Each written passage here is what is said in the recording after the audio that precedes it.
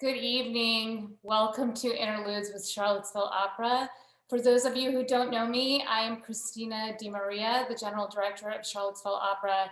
I'm happy to be with all of you tonight, and I'm really thrilled to be facilitating a discussion with the lead performers and composers of I Dream. I Dream is a work that Charlottesville Opera is working in partnership with Opera Carolina to bring to Charlottesville. You heard a little bit of the music on your way in from the work, Will It Always Be This Way, which is a piece that we hear throughout the musical drama of I Dream.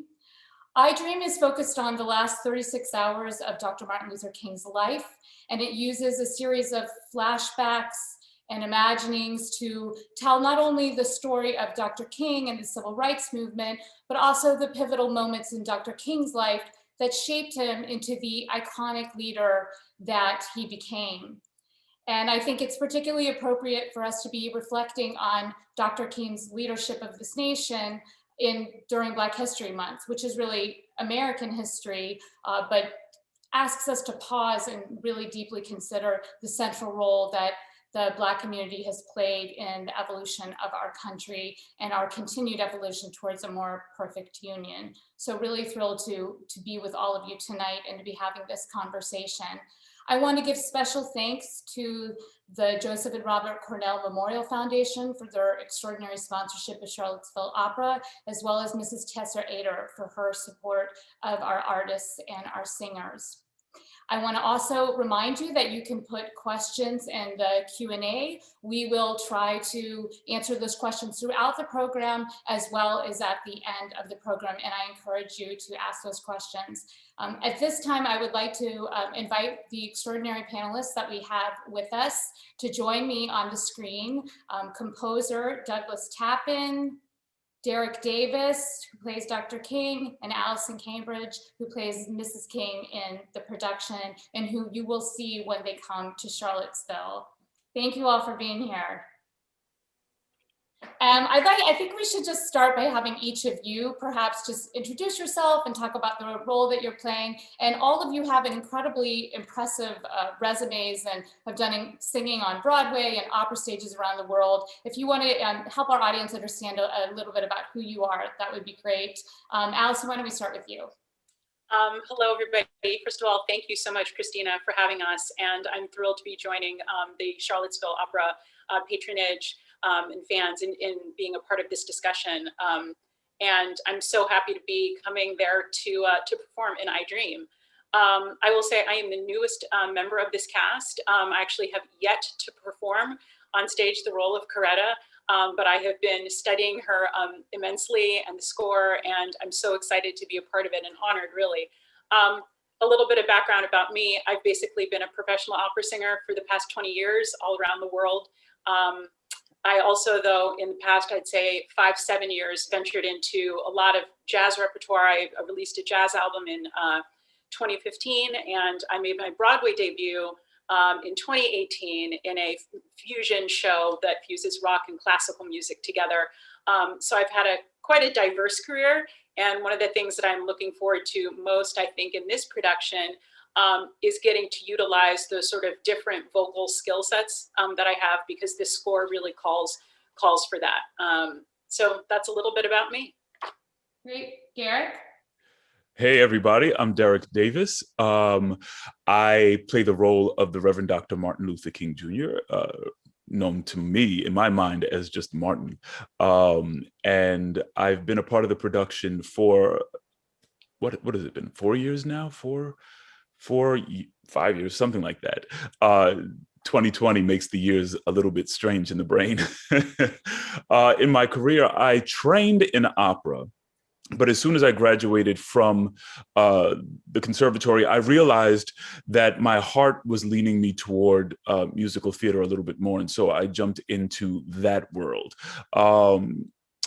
You've seen the resume. I've played on Broadway. I've played touring the country, in several different roles, and my background, my background is the church. So there's gospel roots in there as well, and I'm just really, really excited to, in this time especially, where the country is incredibly polarized, jump back into this role, because the words are still echoing and still relevant, and I'm just excited to jump in, and I'm happy to be here as well. And thank you very much, Christina, for saying that Black history is American history. That I've never heard somebody say that, but it is so true. Absolutely true. Yeah, great, thank you. And Douglas, the composer, can we hear a little bit about you? And I'll also ask you to just give us, once you tell us a little bit about who you are, what compelled you to write this piece, and maybe give the arc of the piece for our audience, since most of them, I know there are probably a couple who have seen parts of this piece, but most of them have not. Yeah, absolutely. I am writer and composer, so libretto, music, everything has been my responsibility. And I live in Atlanta now, grew up in the UK, was born in the UK, have been in Atlanta since 2004. I am a former, although I suppose technically still am, an attorney who used to write at the same time as practicing law, and now quit the law thing some way back to be able to focus on writing and composition. If I hadn't been in Atlanta, this is moving to the second part of your question about the sense of compulsion to write this. If I hadn't been in Atlanta, I dare say I would never have written this. You know, can't tell how things would work out, but I'm pretty certain that I wouldn't have.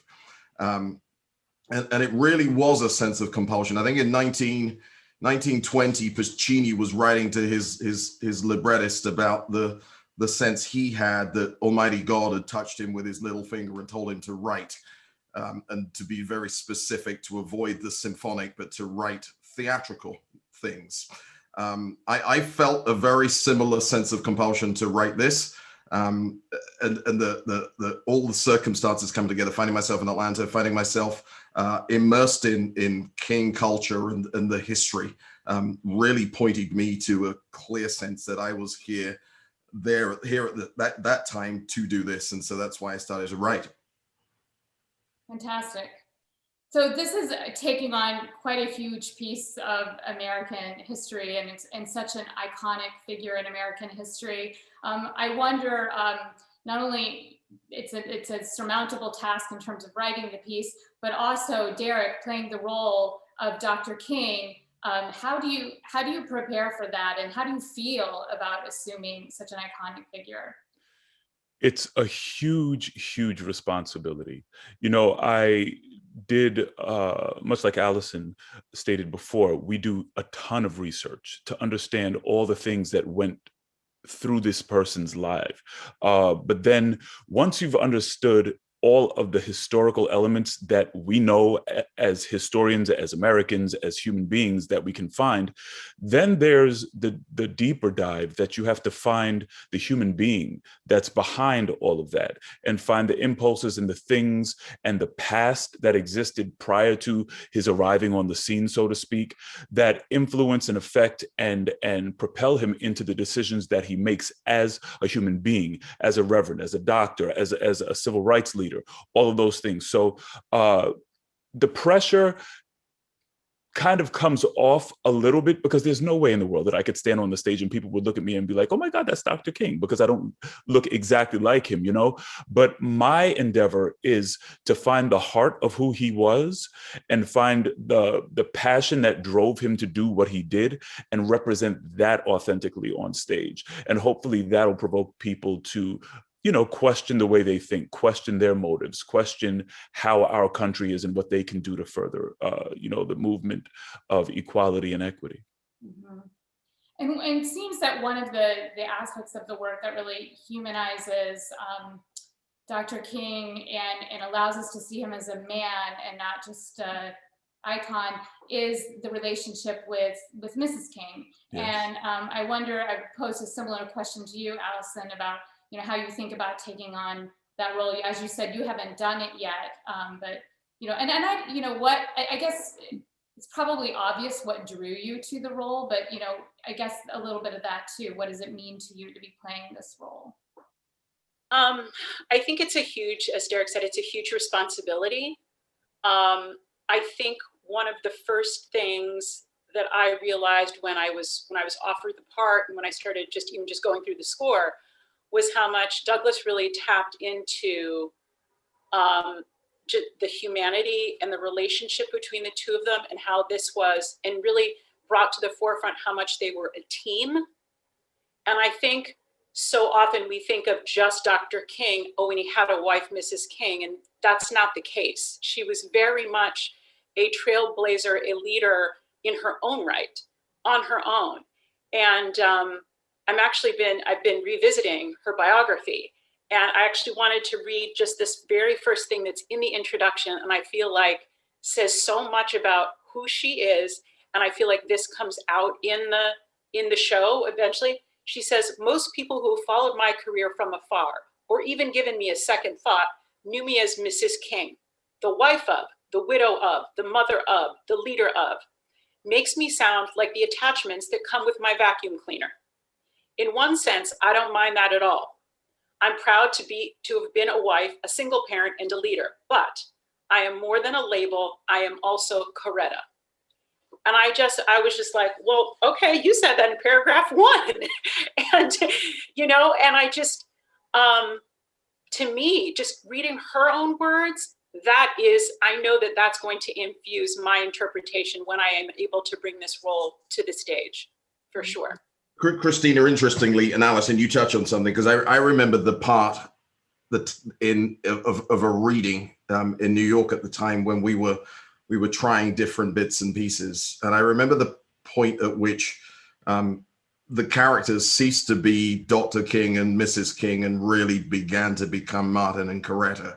And that's always been something that's been important to me, because if you can't move them from being icons or vacuum cleaner attachments, if that's how she describes herself, then you don't tell a personal story. And if you don't tell a personal story, people can't see themselves as part of that personal story and can't understand their own responsibility to do what these two human beings did, which was to live their lives to the best of their ability. And so that personalizing them and moving them away from the iconography was significant. And I'm glad, Alyson, that you're moved in that way. And I hope that the audience is similarly.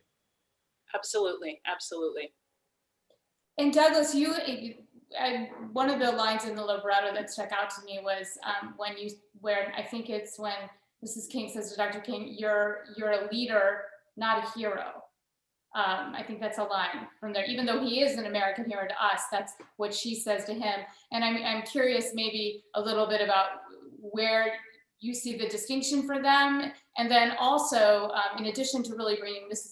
King's character to the forefront, there's a significant amount of Dr. King's grandmother in there. And I'd love to hear a little bit about your choices in those figures as part of this work, and also how you kind of chose the things you wanted to highlight throughout the arc of this work. I think there are various mantles that every human being wears at different times in their life. If a person tries to wear a leader of a hero, it will lead them to act in a particular way and to try and do heroic, extraordinary things. And I think that the leadership isn't necessarily that.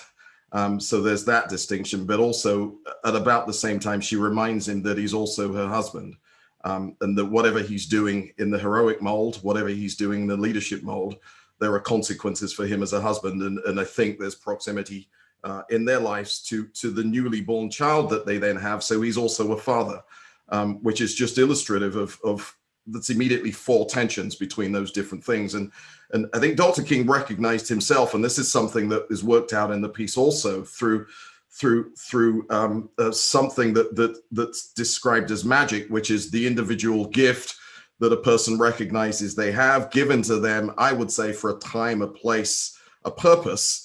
He recognizes that his purpose is to walk the walk that he walked, and a natural consequence of that is that his family is going to suffer, and it's going to leave a wife eventually becoming a widow and children without a father. And so it was important to illustrate as much of that as was possible. And again, it brings us back to the man, the woman who were Martin and Coretta, and what their very real, very difficult, impossible, almost experience was. Mm-hmm. And you were touching on the fact that, this is to show what Dr. King did with his talents and his calling and his purpose. And we talked about it a little bit this before in a pre-chat that we had. I'm always curious about that sense of calling or responsibility that an artist feels that he or she has to be part of social issues.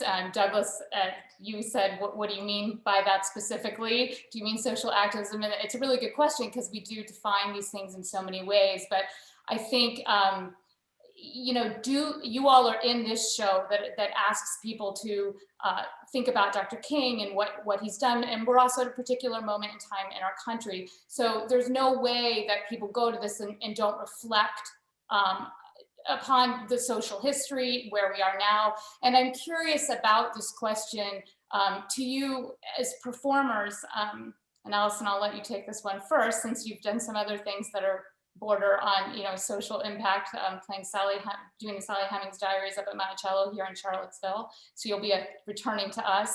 Do you feel a sense of responsibility as an artist? Is it part of being an artist that you should seek out works that provoke people to think, not necessarily provocative with a negative connotation, or do you not feel that's the artist's responsibility? I will just speak for myself, just as a human being who happens to be an artist, but also who happens to be an artist of color. I personally do feel that responsibility. And I love when I am brought or works are proposed to me to be a part of that have the potential to make people think, that have the potential to bring about social change or conversation even at a very fundamental level. I don't know that all artists in general experience that. I will give a little anecdote with respect to my career. When I first started out in this business, and I was with my first manager, and I remember I was being offered sort of the traditional opera roles, like any sort of, at the time, young lyric soprano, and a Mimi here, a Donna Elvira there. And I was also getting offered the role of Bess in Porgy and Bess. Now, at the time, it was a completely inappropriate role for me because my voice wasn't there yet. I've since gone on to sing Bess many times, and it's part of my repertoire.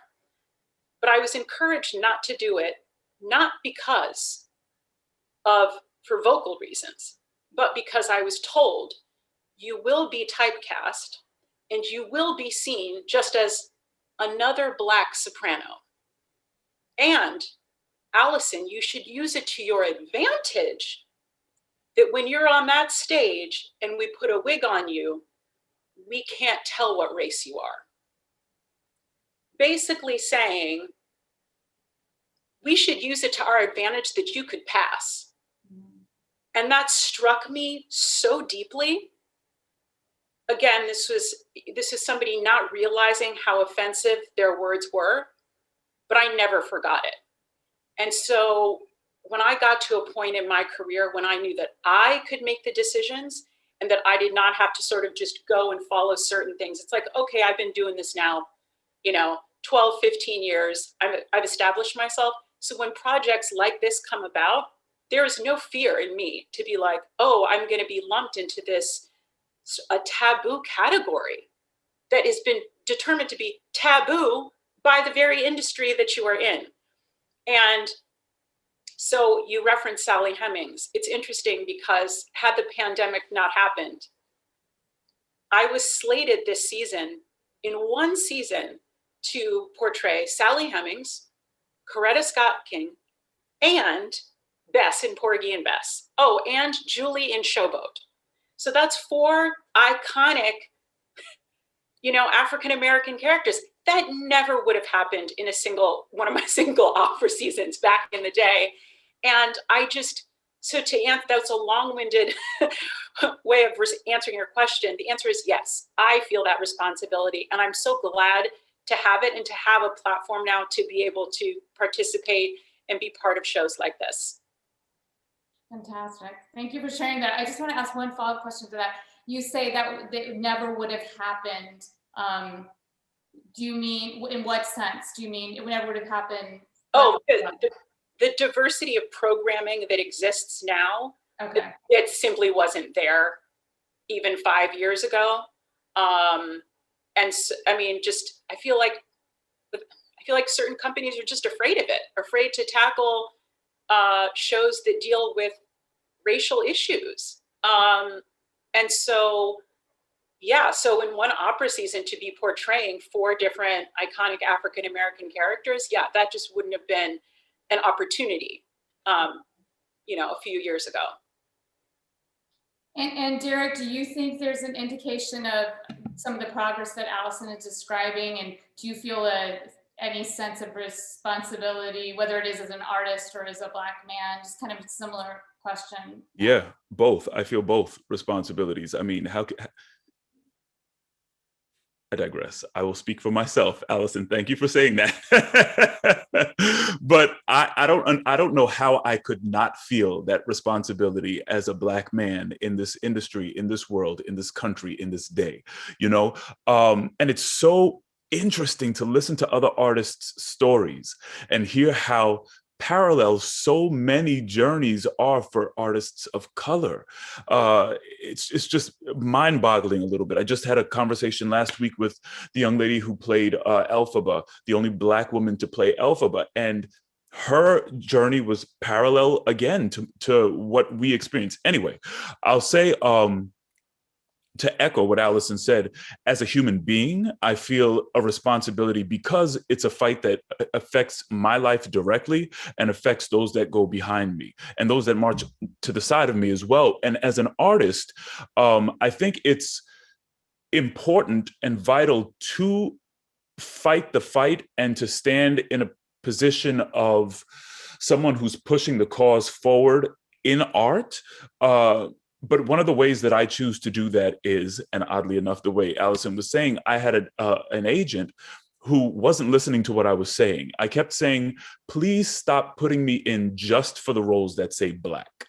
Put me in for everything, because the excellence that exists in me that I've hewn out of, you know, my craft should be presented to be considered for just about anything. And so she said, no, that's not the way this industry works. We're going to just keep putting you in for the Black things. So I said, okay, we don't work together any longer. And I found somebody who was willing to listen to the words that I was saying.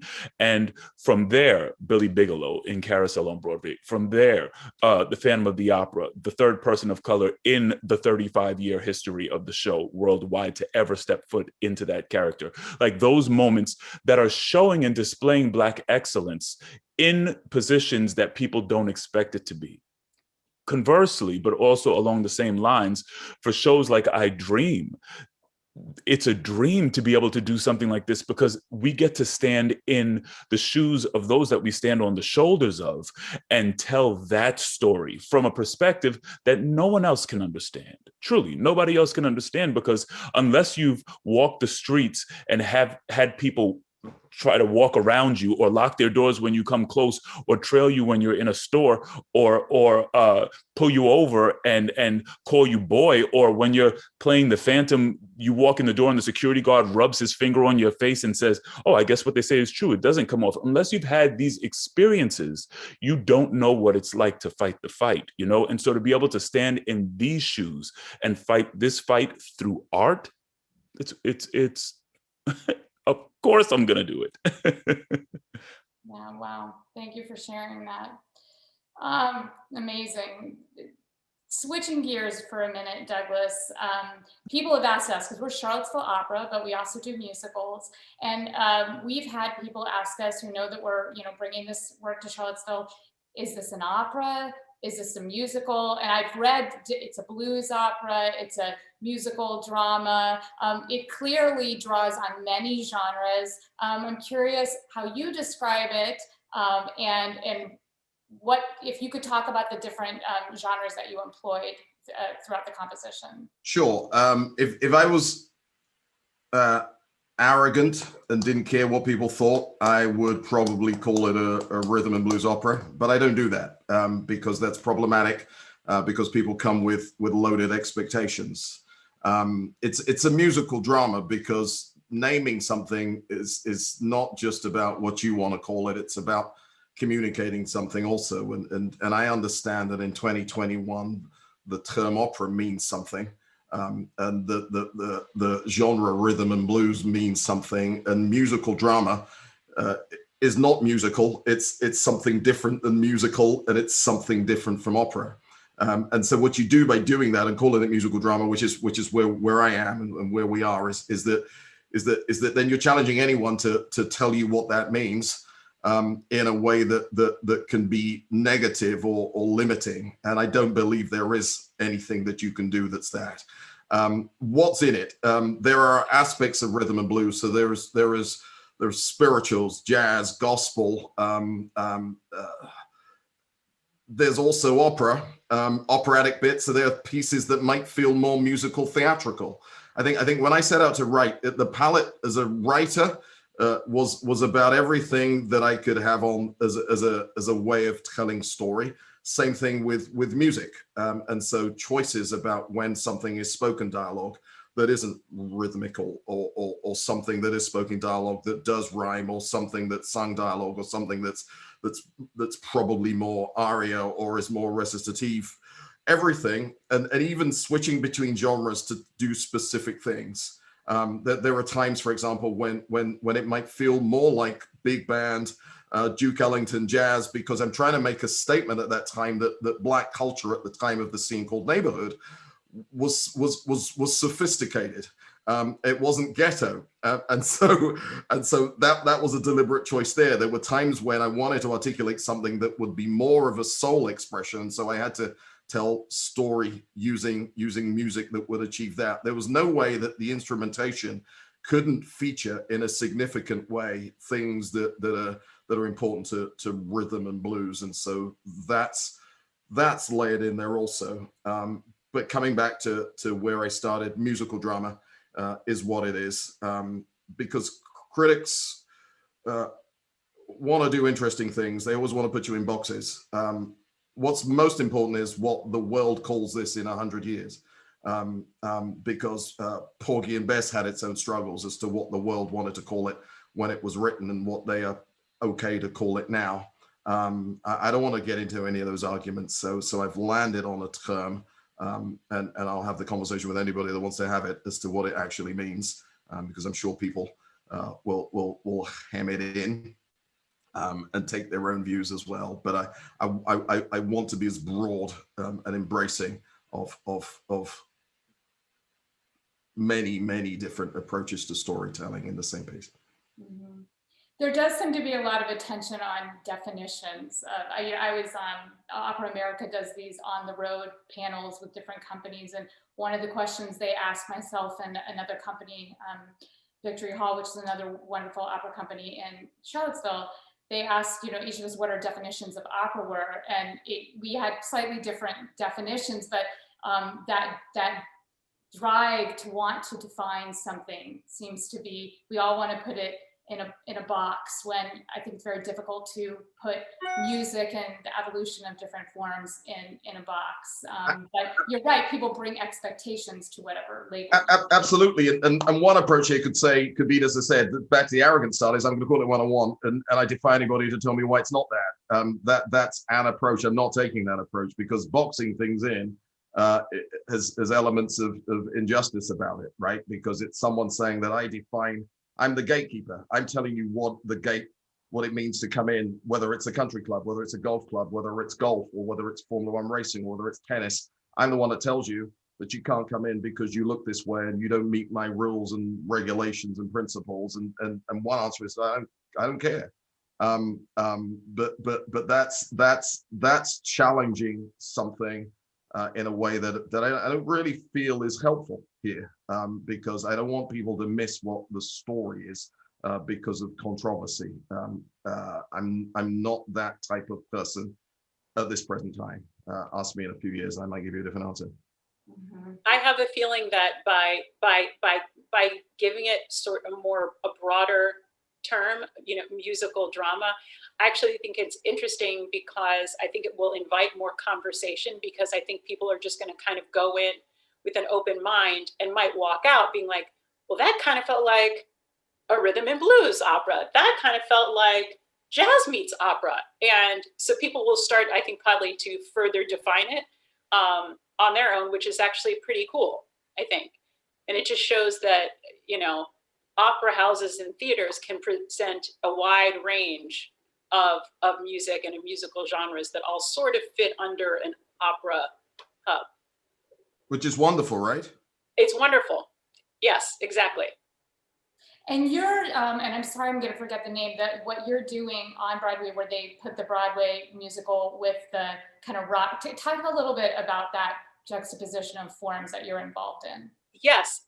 So interestingly enough, so that show actually no longer exists. It had a run on Broadway and we were on tour. But now I'm actually the co-producer of a new show, which has similar roots. It's called Rock Me Amadeus, and we are hoping to get in theaters by the end of 2021. But it essentially fuses together classic rock, pop, grunge, metal, some R&B. I should say, actually one of our cast members from I Dream, Victor Ryan Robertson, is also a part of this new show. And so it mixes all of those genres of music with opera and classical music. And I mean, in a nutshell, it's like you're going to a rock concert and then you have this unexpected operatic experience and symphonic experience. And, one of my goals, in being a singer, being an opera singer and being one of color, I love to break down barriers and stereotypes. And I think one of the reasons that opera in general has sort of suffered to or had a hard time getting new audiences is because there is this image of it being very elitist, inaccessible, unattainable, unrelatable. And so doing a show like Rock Me Amadeus, everything that I sing or that Vic sings in the show it is sung to the highest quality as an opera singer. But like if you mash it up with, say, I don't know, a Def Leppard song, it's like people are like, whoa, whoa, whoa. And there's this added cool surprise factor. And so, what I noticed when we were doing the Broadway show is that when we were leaving the stage door every night, people were standing out there to see, Dee Snider or some of our other, special guest stars. But like I would come out and they're like, oh my gosh, it's the opera girl. And they all would say, I've never heard opera before. Seeing a show like this has inspired me to now go and actually see a full opera. And and so, it's interesting because a lot of people sort of turned their nose up at the idea when it first came out. And so many people are now like coming around and realizing like, oh, there is a way to do these sort of fusion things. And it's good for all of art. It's good for all art forms.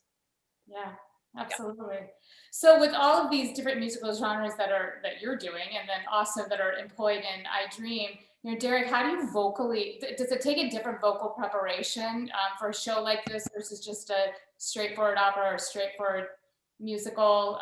Is it different? I think the genius is in the casting, because everybody who is in this cast does multiple types of singing. And there's obviously the foundational elements of good, healthy vocal technique that we all implore. But I think that the strength of my gospel background and the singing through 3 services or 4 services a weekend or on a Sunday and just having to just sing hard, and the resilience that way, plus my operatic training, plus my musical theater elements, all of it kind of just melds together. And you do have to be a very versatile performer to sing this material in this way, especially when you marry it with the level of emotion and passion that's behind each one of these characters. It pushes the voice in ways that if you're not a skilled technician of singing, you could I don't want to say damaged, but you could definitely wear yourself out a lot faster than somebody who's able to handle something like this. So I think all of our backgrounds are what give us the edge and the ability to play these characters in the way that Douglas has written them. Alyson, anything to add to that? So you're getting old hat at all of this crossover. Yeah, no, it's, you know, it's so funny, and it's just so interesting because I remember, the reason that I even met Douglas and that this all happened was because our cast member, Vic, who was actually at the time starring on Broadway, he was actually in Phantom of the Opera at the time. Yeah. And he and Douglas met after a show, and I knew that he had mentioned to me that they were looking to cast the role of Coretta. And Vic said to Douglas, "Oh, well, I know the girl. Like, I know the girl to do it." And I think it was like 10:30 at night. It was right after he'd finished the show. And they called me like from Midtown. And I was sitting in my apartment. "Hey, so I'm actually leaving. I'm flying out of town tomorrow. Is there any way you can come in for an audition tomorrow? I will send you the music tonight." And so like midnight, he's like, "When I get back to my hotel." So like at midnight, you know, I get the Queen score, and I'm like, okay. I find a pianist really fast, and the audition itself was so great. I sang it very sort of straight, operatically. Then he had me sing it a bunch of different ways. He's like, "Now let's hear more jazz. Now let's hear a little more pop. How about a little more straight tone?" And to do that, as Derrick rightly said, you have to be trained. I mean, you have to know how to do that with your voice. And there are a lot of people who have a really tough time stepping out of that one genre that they may have been mainly trained in. Mm-hmm. And I just thought, oh, this is so cool. I was having so much fun in that audition. I was like, oh, I get to do more like belt, chest, straight tone, sure. So I like the challenge very much. That's awesome. And you mentioned the Queen song, which is one of the pieces that Mrs. King sings somewhat towards the end, at 3/4 of the way through the show. And we are getting a few comments and questions. One of the questions that we have is, and I guess this is really for Douglas, could you talk about some of the pieces, like the highlight pieces in the work, like the Queen, I don't know if you want to call it aria or song, whatever you want to call it. What are some of the kind of big pieces from the show? Probably the title piece, which is "I Dream," which is about a third into the second act. Dr. King is in a jail cell, and he's challenged by a character who's advocating for a more violent response to the issues that everyone's facing, and so that's the context in which he sings a song that, you know, historically his dream imagery was in a different place, but I think it was interesting when I was interviewing people who'd been in jail with him. They were speaking about the fact that what he said publicly later in '63 was something that he had been saying forever, one-on-one in jail cells, and so it seemed that dreaming in that place was an interesting theatrical approach, because the dream is bigger than the confines of the cell. Queen is an important song for Coretta. There's a song called "Victory by Love," which is the more radical characters challenge to Dr. King so it's not advocating that there can be victory by love, but he thinks this is the most ridiculous approach to life. A song that was the one that was playing, I think, at the start here, which is "Will It Always Be This Way," which is the repeating theme, the plight, the problem that everyone's trying to get beyond, but it's the consistent question that they're asking for the entirety of the piece, and so it reappears thematically at different stages. Those are some of them. Grandma has her songs. There's two of those. One's called "Sunday Best," which is a song she sings in church with young Martin as a little boy. A song called "Midnight Moon," which is also Grandma's song. Those are some of them. Is that helpful? Yeah. Derrick, do you have a favorite piece? Yeah, "Beginning to Dream." Yeah. Is that the one at the beginning of the show? At the very end. Oh, the very end. It's a soliloquy of emotional upheavals and swells and valleys, and It's so funny, Douglas, as you're describing the scenes, I feel the character coming down on my shoulders. And I'm like, whoa, whoa, whoa, whoa, whoa, whoa, whoa. But yeah, that would be my favorite. That would be my favorite for sure. It's oddly parallel to the Phantom in that throughout the entirety of the show, he has to hold everything together. You know, he has to present himself as this leader, regardless of what he's feeling internally. He has to be strong for the people around him, for his family, for whomever, or at least present himself as such. And then at the end, it's just as if Douglas took a scalpel and just opened his heart and just laid it bare on the stage for about 6 or 7 minutes. It's just really, really powerful. You know, Douglas, you're British, as you said. Do you feel that the fact that you're a British Black man versus an American Black man brings a different or unique lens to composing, or not? Maybe.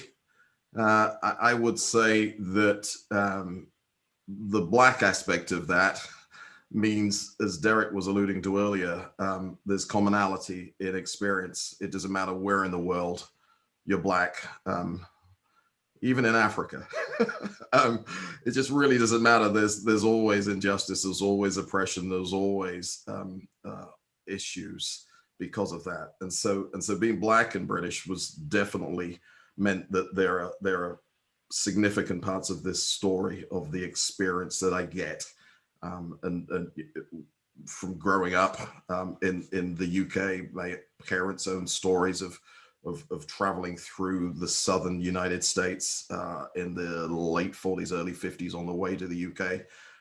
My own father's story, weeping, watching Edmund Pettus Bridge on television in London, watching protesters being beaten, those sort of things. But I think what's interesting is I've often had people ask me whether I have a different perspective on the story because I didn't grow up with King as this huge hero, as this huge icon. And again, perhaps because maybe then it was easier to go after the humanity because I wasn't afraid to do what Derrick just said seems to be the result at the end of the piece, which was to scalpel open a man and just spill that all on stage in 6 to 7 minutes.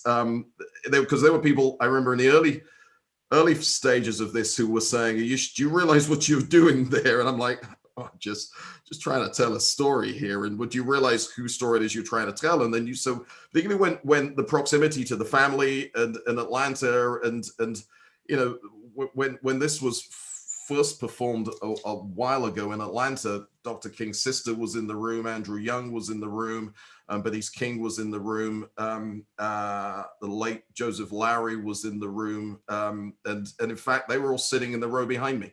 And I remember shrinking very low in the seat and holding onto my wife's hand and saying, I don't know what I did this. And if someone throws punches from behind me, then it's just if you see one coming, tell me, because I realized that what I'd done was I'd exposed some things. And because I'm not presenting a perfect human being on stage, that is also problematic, because I think it was King that referred to humanity in the sense of as being both villain and hero. And so that means that storytelling must show both those things in him. And would I have done that if I'd grown up in the States? I don't know.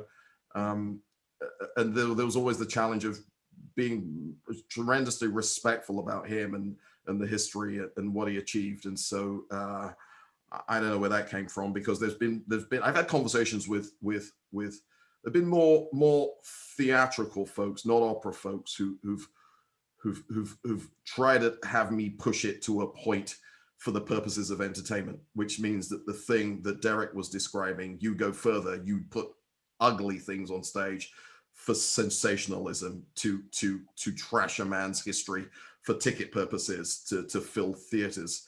I don't want anything to do with that. And so I guess, I don't know where that came from, or whether that was British or Black or American, who knows? It's who I am. Humanism. That comes from being a compassionate human being. I commend you on that.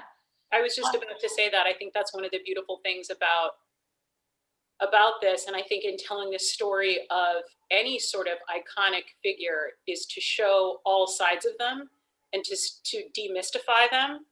And in a way, it actually makes their legacy and their accomplishments, in my view, more impressive, to know the human and everyday struggles that Dr. King and Coretta went through, and what they were able to achieve, what he was able to achieve in spite of, and the things that she endured as a wife and as a mother, and all these things.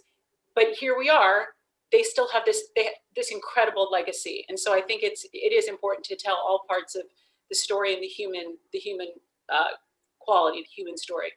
Mm-hmm. Douglas, you alluded to the fact that this was performed in Atlanta, and one of the comments that we had come in from actually Fred Scott, who is here in Charlottesville. He notes that he actually saw the version in Toledo, and I know that he's a big fan of this piece. Can you talk just a little bit? I know that you're in the process now of even revising it a bit to come to places like Charlottesville and other cities that it might go to. Can you talk just a little bit about the evolution of the project? I mean, I think some people don't always know that a piece starts in one place and it's performed, and then additions are made, etc. Yeah, it's really typical for musical theater for there to be an evolution of the piece through readings. But I don't know that everybody is familiar with 4, was it, butterfly revisions, and numerous other pieces that have gone through adjustments and edits. I would say that it's all been about focusing of the story. The story was not historically as focused as it is now. We're not changing any of that anymore. That work's done. It's always been about having a really clear spine to the piece, really clear super objectives for every character, making sure that there's no uncertainty at the end of the piece what it was that I, as author, was trying to say. Ultimately, that the point is, for me, is that love can change the world, because love, as demonstrated through this story, did that. But love is costly, love is sacrificial, love is impossible to walk out. But nevertheless, if we commit to doing what we were put on the earth to do, we can go some way towards making the world a better place. And so everything's always been about getting closer and closer to that. And so it's always a process of trying to work out, is there anything in the way of that? Is there anything distracting? How are things flowing? Are there characters that are getting in the way? Are there additional characters that need to be there, or need to articulate something in particular as a challenge or as an emphasis to the core story that's trying to be told? So that's some of it. Does that help? Yeah, absolutely. I think that's great. Earlier when you were, I think, first introducing and talking about the piece, you said that you had been immersed. I can't exactly remember how you put it, but like immersed in the King culture in Atlanta.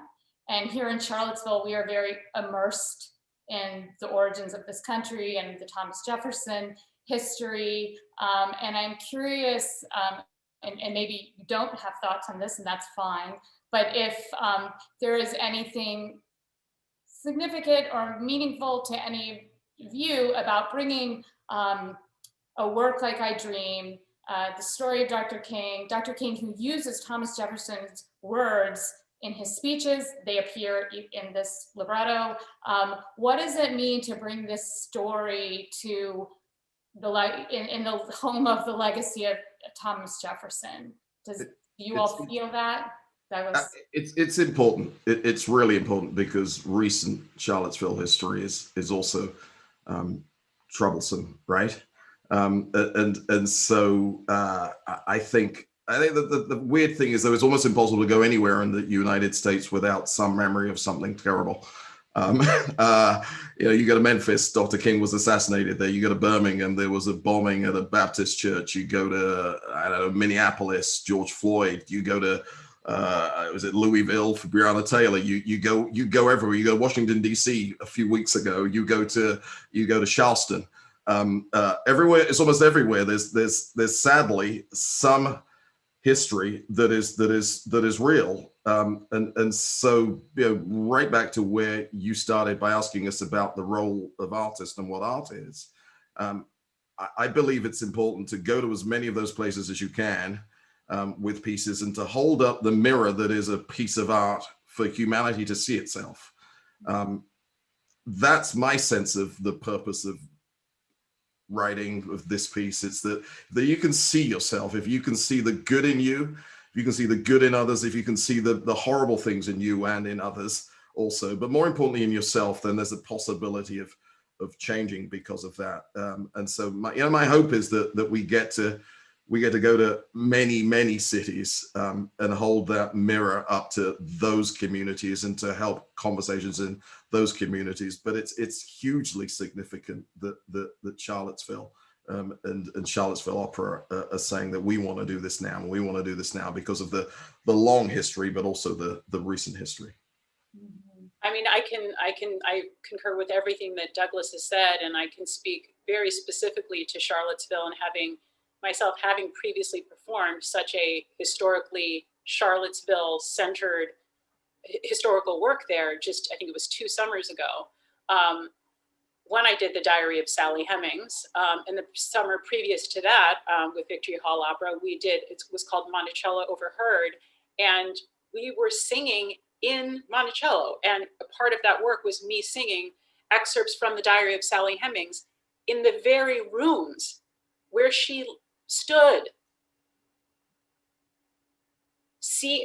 Walking the ground. People were walking the grounds and looking at these slave cabins prior to them coming and sitting inside Monticello for this performance, where there I am dressed as Sally Hemings. And just the people of Charlottesville who came to both of those performances, and it got, some nice news coverage and whatnot, but longtime Charlottesville natives were just sort of like a goosebump moment, because it was seeing and hearing their history presented on stage, and it resonated that much more. And I can only imagine it's going to be a similar experience with I Dream.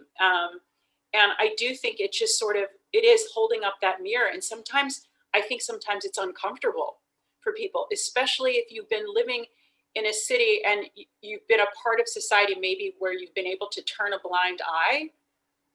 You can't when you come and you think, oh, I'm just going to go see a nice piece of theater, and then it's the theater reflecting your history. It's going to make you think. It's going to make you think and feel in new ways, probably. And so I think that's, if we can go and take this work to multiple cities where Dr. King has had a literal impact there in that city, I think that would be wonderful. Just to chime in really briefly, Yeah. I agree 1000%, because I don't think people realize what it feels like to allow a character or a person to find home in your body while you're playing that character. Then to put that character in the space, when you were saying it, I got chills, because when you're standing in the space, and I don't want to get woo-woo or anything like that, but there's something to be said about the spirit of the past that exists in a specific area or in a specific place. And to Alyson's point, people don't talk about it. And I think that as painful as these past few years have been for this country, they were incredibly necessary, because they took everything that was hidden and brought it to the surface. And now you can't help but discuss it and talk about it. And that's the only way change can come about, is when people can open their mouths. And if you're shouting at first, so be it. But once the shouting dies down, now the shell has been broken, and we can start to have meaningful, hopefully, dialogue. And I think that bringing a show like I Dream to Charlottesville, or to Alyson's point, to any of these cities across our country, can be so incredibly impactful, because it gives people the space to have conversation over something that's necessary to talk about, but in a way that's, it couches it in, oh, well, it was about the performance that we're talking, as opposed to we're talking it, but they're getting the opportunity to really discuss and hear differing ideas about the subject matter. And so going back to the art as, moving the fight forward and all of that. That is why I am very excited that it's coming to Charlottesville. And I think on the back of that, Derrick, that's where it's important to be responsible artists. Yeah. Because it's one thing just to rip something open and hold up a mirror that shows someone or an entire community how ugly they are and the worst of them. And a lot of film, theater, musical theater writing these days does just that. Here's the horribleness of humanity without the hope. Here's the filth of humanity without the goodness in there as well. And it's so easy to do something that can leave you feeling miserable and convicted and as if you're a terrible person. But for me, it was important to write this thread of hope and what hope and love can do amidst all of that through this piece, so that an audience member hopefully leaves. And I've heard, I think it was James Mina said that he'd had people come to him and say that it made me want to be a better person. And so that's mind blowing, right? That's theater can do that. Absolutely. Theater must do that. Absolutely. Everything else for me is a waste of theatrical space. So the more we can do this, the better. The more communities that need healing, that pieces like this can be a part of that healing process, the better. Well, I know we only have a few more minutes, but there are some specific questions, and one kind of touches on this kind of a little bit of what you were just talking about, what theater can do. And theater has unique devices and its lighting and its settings that bring people into the moment in a way that is both understanding what they're hearing, through the text, but also the visceral feeling that those devices can create. And one of our questions that I want to read is about that specifically. I'm going to read it, because I can't remember it, but please ask them to describe the light projected scenes, motel balcony opening scene, Pettus Bridge, etc. The projected moving rain, how in the world did they do that? I hope you can do it in Charlottesville, etc. It was magnificent visually. So maybe can you talk a little bit just about, in a kind of our final minutes, about some of that effect and how that added to it? I don't know. I couldn't answer the specifics other than that there is a mix of rear and front projection and down projection and expensive cameras that achieve these things. And the more expensive they are, the more miracles you can pull off on stage. I will tell you this, that we've pushed the envelope this time. And so we looked at what we managed last time and could see ways in which we could take things a step further. Don't wanna. One of the things that we're gonna aim to do, and I'm sure we'll make this work this time, is because this is about a series of dreams and reminiscences. My experience, and maybe everyone's experience, is how things suddenly become something else. I'm dreaming about this, and suddenly I was somewhere else. We're gonna try and do that on stage as well. And so there's a lot of characters appearing as if from nothing and disappearing into seemingly nothing. That's what we're going to try and do this time. So whatever we did last time, we're raising the game, is certainly the full intent. And I hope we get to do as much of that as we can in Charlottesville. Fantastic. I do too. There's any questions that somebody sent to us, by the way, that we did not get to, we will certainly follow up with. I want to add that I too am excited to bring this to Charlottesville for all of the many reasons that you articulated. And I think it's really important for all of us to always be reckoning with history and present, and art gives us a unique way to do that. I thank all of you for joining us, Alyson, Derrick, Douglas, and sharing your art and your thoughts about this very special project. Thank you to those of you who have participated in this. We hope that you will see the work in Charlotte if you are based in North Carolina, which is September 18th through the 19th at the Belk Theater. So you can go to operacarolina.org to check that out. If you are in Charlottesville, we hope that you will join us for our production as well. And we'll be continuing to share information about that. And you can always go to both, because it's interesting to see things in different spaces. But we're so appreciative to all of you for joining us, and really sharing everything about this important work. Thank you so much. And we'll Thank see you so much for having us. Thank you. Christina. Thank you. Good night, everyone.